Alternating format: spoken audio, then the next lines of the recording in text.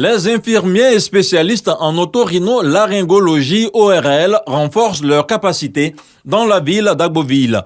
Réunis en congrès, ces acteurs de la santé veulent se rapprocher des populations afin de faire connaître leur spécialité. Développement des soins de proximité en ORL, c'est le thème de cette édition. L'initiative est de l'Association des infirmiers et spécialistes en ORL, un acte fortement apprécié par les acteurs du secteur. Ce congrès est bienvenu, ça nous permet de renforcer nos connaissances et aussi recenser les difficultés que nos collègues ont à l'intérieur du pays. Chaque année, dans le mois de novembre, nous nous retrouvons pour partager l'expérience acquise sur le terrain et cela nous permet d'apporter un plus dans la prise en charge de la population. À travers donc ce congrès, ces derniers plaident pour de meilleures conditions de travail. L'ORL a besoin d'un minimum de matériel pour être efficace. Parce que nous regardons dans les cavités qui sont les plus sombres.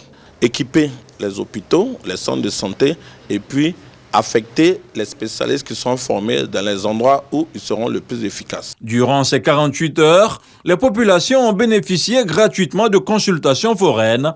La Côte d'Ivoire compte environ 200 spécialistes en ORL sur l'ensemble du territoire national, des spécialistes qui entendent relever les défis auxquels ils se retrouvent confrontés.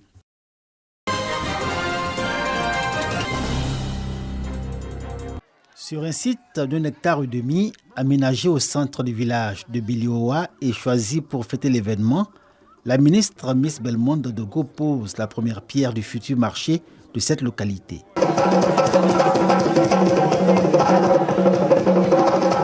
Ce sont des populations fières à l'idée de voir Biliowa bénéficier de cette importante infrastructure socio-économique financée par un cadre de ce village, au nom de la mutuelle de développement de Biliowa. Le marché, un besoin longtemps exprimé par les femmes et aujourd'hui une attente comblée. Actuellement, on a fait des hangars autour de nos maisons juste pour voir nos petits trucs. Il y a des femmes qui veulent venir, c'est-à-dire les petits campements, mais elles ne peuvent pas le faire puisque quand elles viennent, il n'y a personne. Donc, on fera de sorte que quand le marché sera construit, ça sera animé. Nous devons nous unir pour que nous puissions faire sortir nos parents de la pauvreté. Donc aujourd'hui, le marché n'est pas un luxe, mais c'est un lieu où les femmes peuvent faire valoir leur énergie, leur force, pour que chaque femme puisse vendre et se procurer de l'argent. Le marché qui sortira de terre à Biliowa est le fruit de l'unité et de la solidarité des filles, fils et cadres de ce village. Ils partagent la même vision pour ce qui est du développement de Biliowa et du progrès de ses populations. Autochtones, allochtones et allogènes. Illustration, la présence d'une forte délégation de la diaspora pour célébrer l'événement. La ministre de la Cohésion nationale, de la solidarité et de la lutte contre la pauvreté a relevé cette unité fraternelle et ce vivre ensemble, caractéristique de la région du Go. Des valeurs, ajoute-t-elle, à imiter par toutes les régions de Côte d'Ivoire. Aux populations et particulièrement aux femmes de Biliowa, Miss Belmondo Dogo lance une exhortation à s'impliquer dans la construction du marché et donner à cette infrastructure toute sa valeur liée à ses fonctions. Le marché, c'est un bien communautaire. C'est ensemble que nous pouvons développer nos villages. On doit pouvoir se serrer les coudes, on doit pouvoir se mettre ensemble pour apporter le développement à nos parents. 3 mois pour livrer l'ouvrage. C'est le délai de rigueur imposé à l'entreprise chargée de l'exécution des travaux. Et à Biliowa, on ne cache pas son empressement de voir le village disposer enfin d'un marché moderne.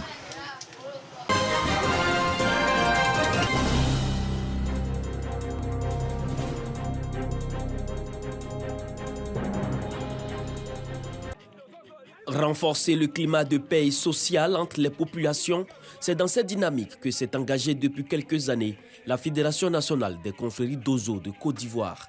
Récemment, dans les régions de la Bagoué et du Hambol, les membres de cette organisation sont instruits sur la thématique de l'action civilo-militaire et citoyenneté présentée par le CNDH et la coordination africaine des droits de l'homme pour les armées. Si tu ne fais pas ça, tu vas faire autre chose qui est contrairement à la loi, ce qui va t'arriver t'arrivera. C'est pas Dieu qui a fait ça. Rien n'est au-dessus de la loi. C'est la loi que nous faisons et c'est nous qui faisons la loi. Faut qu'on respecte. En plus de ces thématiques liées à la paix, les membres de la FENAGODOSI sont sensibilisés sur les méfaits de la déforestation et le paillage clandestin. Les autorités administratives et préfectorales saluent tous cet engagement qui participe au développement de la Côte d'Ivoire. Un dozo bien formé, c'est toute la communauté villageoise, toute la sous-préfecture, tous les états et tout le pays qui gagnent. Parce qu'aujourd'hui, face à la menace terroriste contre la Côte d'Ivoire, nous avons besoin de l'apport des dozos pour résoudre cette question. Le président de la FENAGODOSI, Sori Dosso, entend multiplier des initiatives du genre.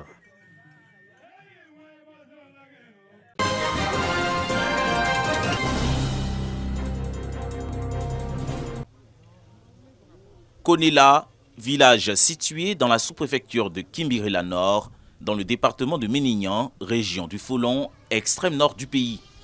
Nous sommes à 21 km du Mali, sur un périmètre risicole du PIDAC, projet intégré de développement et d'adaptation au changement climatique dans le bassin du fleuve Niger.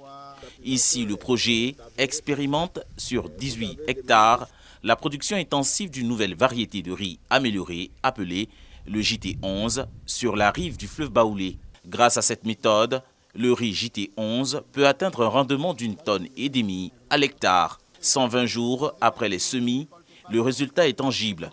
Le riz a bien germé et malgré la sécheresse qui bat déjà son plein dans le nord, le riz JT11 a atteint ses objectifs en termes de rendement et de résilience. Le cheminement donné par le projet PIDAC nous a permis de comprendre qu'on peut produire sans pesticides, sans engrais chimiques.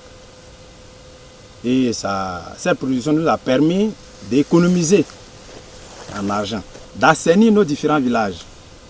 Parce que le travail a été fait avec de l'engrais bio qui est composé en majeure partie par des ordures ménagers.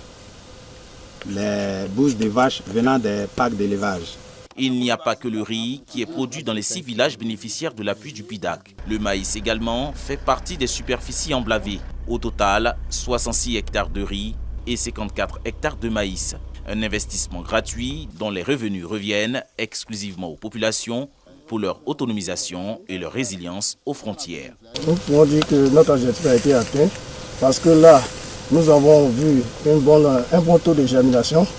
Le champ, tout ce qui a été semé a pratiquement poussé à 90%. Une sensibilisation pour montrer aux populations le bien fondé de ce projet et puis l'impact positif sur leur rendement. Nous sommes, je peux dire, à la première phase de réalisation des premiers champs. Très bientôt, il y a des groupes qui ont déjà procédé à la récolte de la culture. D'autres groupes sont en cours et le résultat dans l'ensemble est satisfaisant. Les 6 villages bénéficiaires du projet riz et maïs du PIDAC sont Tiefenzo, Nagina, Konela, Sanzanou, Lélé et Kimbirela Nord, chef-lieu de la sous-préfecture. Coût total de l'investissement pour tous les groupements vulnérables dans cette sous-préfecture, 90 millions de francs CFA.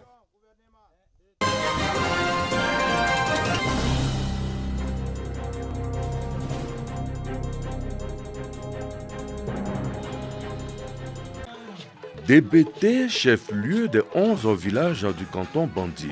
Nous sommes dans le département de Tengrela. Souleymane Kone est installé comme chef de canton. Il reçoit ses attributs des mains de ses pairs en conformité avec les exigences de la tradition. Population et garant de la tradition attendent de lui des actions d'un véritable leader. Cette intronisation est importante car nous mettons en place un nouveau capitaine. Un capitaine, ce n'est pas n'importe qui. C'est une force, un relais nécessaire pour sa population et une autorité coutumière qui fonctionne avec les institutions. Sa première mission d'abord, c'est réunir la famille de la chefferie et modestement accepter que les décisions qu'il prendrait, ce serait avec le renfort de tout le monde. Le représentant de Bamoudjien Traoré, sénateur, parrain de la cérémonie, va dans le même sens. Lorsque on désigne un chef ou lorsque votre fils ou votre petit-fils devient imam ou bien curé, quand il doit diriger la prière, si vous êtes convaincu de votre foi, vous devez prier derrière lui. Que les populations de DBT soient à l'écoute de leur nouveau chef de canton.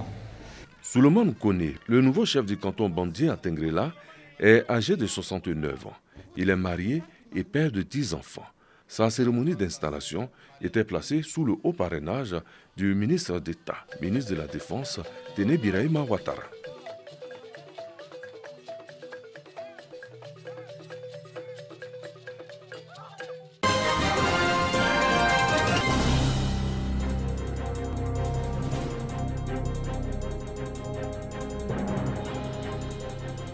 À Sakra, dans le département de Toumoudi, région du Bélier, la chapelle Saint-Charles-Luanga, trop exiguë pour la messe d'action de grâce de Jean-Marc Dominique Dié, premier fils du village ordonné prêtre de Jésus-Christ. C'est une grande joie pour nous, parce que Dieu nous fait la grâce de prendre l'un d'entre nous pour faire son œuvre à travers la prêtrise. Ce n'est pas permis à tout le monde. Vraiment, il n'y a que remerciement à Dieu. Merci à Dieu. Merci pour ses bienfaits. Et à travers ce merci, dis merci aussi à mes parents, à mes amis, à tous ceux qui m'ont soutenu jusque-là. Reconnaissance à Dieu pour le choix de Jean-Marc pour conduire son peuple. Voilà qui mobilise dans l'unité amis et connaissances aux côtés des parents du prêtre. Cette unité, l'essentiel de l'homélie du collège des célébrants, eux aussi fils de la sous-préfecture de Kouébo, comme pour appeler le canton Ngban, à soutenir l'œuvre sacerdotale de son fils Dominique. Sois le modèle des fidèles en parole, en conduite, en charité, en foi, en pureté. Tu es jeune et tu sais ce qui défigure la jeunesse, la drogue, le vol, la débauche. Il faut que tu sois pour cette jeunesse d'Assakra la lumière qui guide, la lumière qui grandit et qui donne de l'espérance. Autre pan de cette messe d'action de grâce, les offrandes. Et il y en a eu à la dimension de la joie des populations de compter depuis 4 ans leurs fils parmi les prêtres de l'Église catholique. Des bénédictions sont aussi faites par le père Jean-Marc Dominique Dié en service dans le diocèse de Daloa.